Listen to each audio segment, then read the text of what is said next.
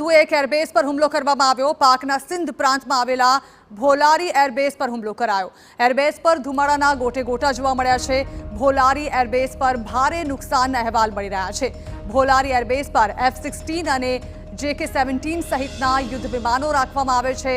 ત્યાં ભારત દ્વારા હુમલો કરવામાં આવ્યો છે। પાકિસ્તાન એરબેઝને નેસ્તો નાબૂદ કરવાની કોશિશ કરવામાં આવી છે, જ્યાં ભોલારી એરબેઝ પર ભારે નુકસાનના અહેવાલો સામે આવી રહ્યા છે। ભોલારી એરબેઝના કેટલાક દ્રશ્યો પણ સામે આવી રહ્યા છે।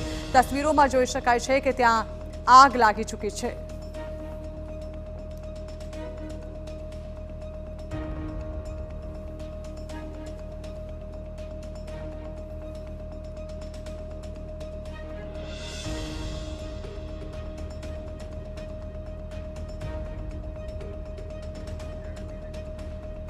તો પાકિસ્તાનના સિંધ પ્રાંતમાં આવેલું છે ભોલારી એરબેઝ કે જેના પર હુમલો કરવામાં આવ્યો અને એરબેઝ પર હાલ ધુમાડાના ગોટે ગોટા જોવા મળી રહ્યા છે। જે તસવીરો સામે આવે છે તેના પરથી સ્પષ્ટ અંદાજો લગાવી શકાય તેમ છે કે એરબેઝ પર હુમલો કરવામાં ભારત સફળ થયું છે, જ્યાં જે F-17 અને F-16 જેવા ફાઇટર પ્લેન્સ રાખવામાં આવે છે। એટલે કે પાકિસ્તાનના આ એરબેઝ પર મોટી નુકસાનીનો અંદાજ લગાવવામાં આવી રહ્યો છે।